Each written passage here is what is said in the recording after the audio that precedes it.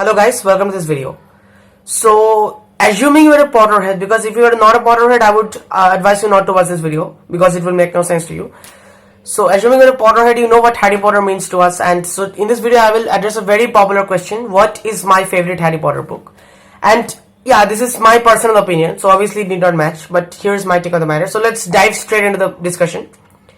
Number 1, Harry Potter and the Philosopher's Stone. So I literally didn't like this book. I will not say hate it, but I literally didn't like this book. Why? Because although this is the first book, this book introduces us to the wizarding world, to the world of Harry Potter, and I like the description of how orphan boy growing up, the idea of why he became famous, of Voldemort not being able to kill him, and the plot. I see the story slowly building up. He comes to Hogwarts. I like everything about it, obviously. But the thing is that this plot of the first book seems very much foolish. Why? Because number 1, Dumbledore is guarding the Philosopher's Stone, so the Mirror of Erised is, the stone is being hidden in the Mirror of Erised, right? So no one will be able to find out the stone if they want to use it for their personal gain, like Quirrell. So my question is, the first point is that why where there is so much protection, like Fluffy the 3-headed dog, then those flying keys, the devil's snare, the troll, the poison bottles, that puzzle. So what was the point of all those things? Like the Mirror of Erised itself would have been enough, more than enough actually, to guard the stone.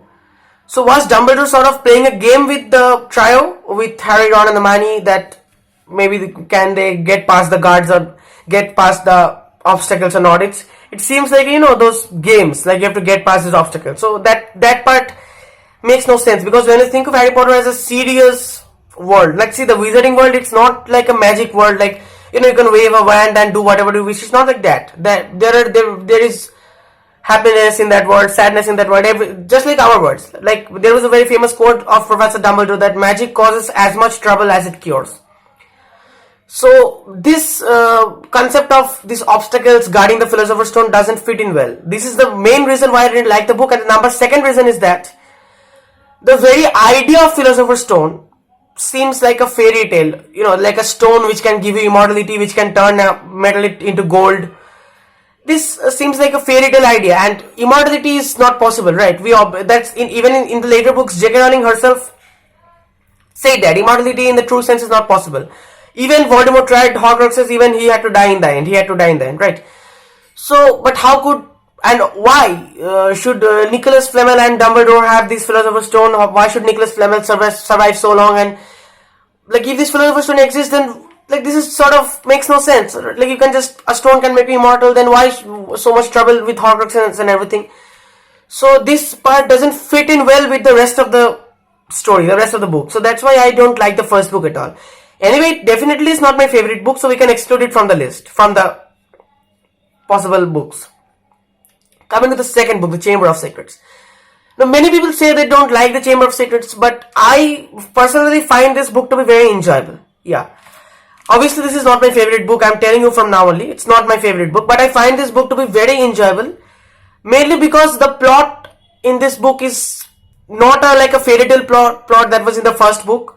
The plot is much more serious, much more realistic, not realistic, realistic in some sense, realistic in the wizarding world, that is. And yet the idea of the pipelines and the basilisk moving to the pipelines seems a bit ridiculous, I understand that, but still I like the plot overall. The idea of Slytherin building a secret chamber, the Chamber of Secrets, the history, the revelation that Hagrid was expelled due to this reason, and the most importantly, we get to look at the young Tom Riddle, the Voldemort's younger self. So that's why the second book is a very important book in the series overall. And although Horcruxes were not introduced in the book, but we get to know that the diary was a Horcrux later on. So anyway, I like the plot of the second book, But there was one point, actually there are many such points, but one which comes to my mind and now is that, when Harry, Ron and they were just going to the station, the King's Cross station, to platform 9 as requires. So Mrs. Weasley seemed to deliberately keep Harry and Ron waiting, and at the last they went. So this makes it easier for Dobby to prevent them entering the barrier between the platforms 9 and 10. So that part seemed a bit fishy. Then Harry and Ron were, taking on wearing the invisibility cloak and moving out of the dormitories. But Neville, Dean, or Seamus, they slept in the same dormitory, so they could have noticed that they were missing from the bed, right? So these are the few plot holes. There are many plot holes, obviously, but these are the few lesser known plot holes, you can say. But yeah, overall, I like the second book very much. Yeah, it's not my favorite book, but I like it very much. Coming to the third book. The third book is obviously a famous book, and many people say that this is a favorite book, but it's not my favorite book, and I personally don't like it very much. Yeah, it's better than the first book, obviously, but I don't like it very much, mainly because the plot is, I don't find the plot to be that. At the last part there were those emotional things, that Harry conjuring the Patronus and Harry seeing James inside him, and Dumbledore saying that the ones we love never truly leave us. So those parts were very emotional and very interesting. And then Professor Trelawney's prediction, the fact of the Marauders. But overall, the plot of Sirius escaping and these Dementors, and yeah, that was a good idea overall. But I don't like the plot very much. Personally, it's my personal opinion. And one more funny thing is that in all the books, in the first three books mainly, something out of the ordinary, like something happened only on the Halloween day. For instance, in the first book, the troll was let out in the Halloween, in the Philosopher's Stone book. In the second book, the Mrs. Norris was found on Halloween, or Mrs. Norris was found petrified on Halloween. In the third book, Sirius broke into the Gryffindor common room on Halloween. I guess, yeah, Sirius broke into the Gryffindor tower on Halloween, if I remember right. Now, the fourth book. The fourth book is a bit, the fourth book is again one of my favorite, but not my most favorite book, because everything is things start to get dark from the third book itself. But even from the fourth book, the things start to get more and more dark, more and more serious. We see where the story is going, that Voldemort is returning, Voldemort is planning, and Harry's scar is hurting, and overall the plot and that, Barty Crouch Jr., these plots and everything. The plot is really very like very advanced, and it's not at all a fairy tale like plot, and I like it. I like the fourth book. And the Triwizard Tournament task. The Triwizard Tournament, some parts seemed foolish and could have been modified and everything, but overall the fourth book is a much better one than the first and the third, and maybe even than the second book also. So as a child, I like the second book very much, really, The Chamber of Secrets. But yeah, the fourth book is a very good one. But it again is not my favorite book. Now coming to the fifth book. The fifth book is not my favorite book, but I like this very, very much, because in the fifth book, it's highly relatable. The war, the internal struggle that Harry is facing. The world is thinking him to be a liar, and while he knows, like Harry's battling, like Harry's like two things are troubling Harry, you can say. One is that Voldemort has returned, and the other is that the Minister of Magic and everything, and most of the people, they're not believing him. So whenever you're sorted out, whenever you're singled out for whatever reason, that life becomes very difficult for you, and that's highly relatable. So those parts. Yeah, the book is extremely lengthy, this fifth book, and somewhat it's unnecessarily long, like some parts were not at all required. But the idea of them forming a secret defense against the Dark Arts Club, Dumbledore's army, and the Minister of Magic, and Dumbledore's heroic actions, like when on the night Professor Trelawney was sacked, then Dumbledore saving Harry on the hearing day, then Dumbledore fighting Voldemort, dueling Voldemort. So overall, this is a very good book, and with different, like, this book stands a chance to be my favorite book, but I will not say yet whether this is the final winner. Okay. Moving on to the sixth book, the Half-Blood Prince, right? So this book definitely stands a chance to be my favorite book. Why? Because obviously these things start to get dark in this book, and Voldemort has returned to full power. Everything, Voldemort is taking over, and like everywhere there is a warlike environment. Fudge is sacked, and things are getting dark, and yeah. But why mainly I like this third book is that we get a look at the young Voldemort, and we understand the philosophy of a villain, philosophy of an antagonist, like why Voldemort became Voldemort, why Tom Riddle became Voldemort, and we get to know the story of Horcruxes. Now here also there's a similarity with fairy tales and everything, but still the Horcrux concept is a good one after all. As a story, like as a part of a story, it's a good concept, It doesn't feel like the first book, like a fairy tale, like Dumbledore is setting up some obstacles, a philosopher's stone, a stone that can make you immortal. It doesn't feel childish.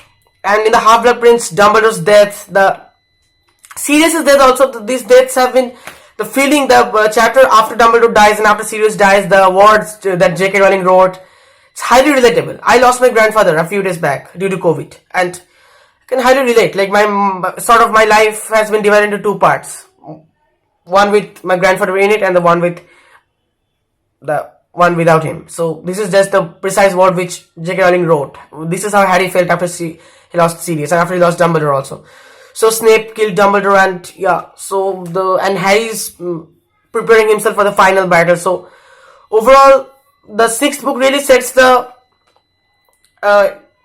takes the story to a different level. So definitely this stands a chance to be my favorite book. The fifth and the sixth book.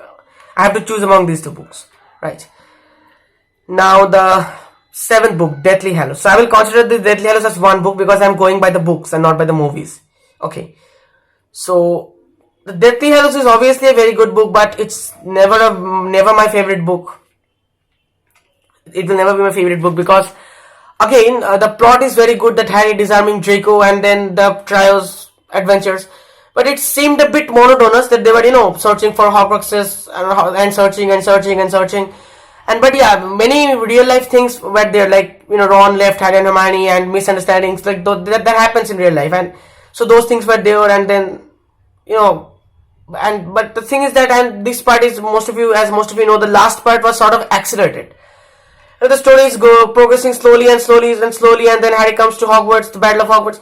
But in the last part, suddenly everything speeds up, and suddenly Voldemort is dead, and Harry comes back. That part is the story ends abruptly, and the 19 years later part, I simply hate it. So even I actually, whenever I read Harry Potter, actually just choose not to read that part. My story ends at that line. I have had enough trouble for a lifetime. Harry saying that line after he goes to visit Dumbledore's office for the last time.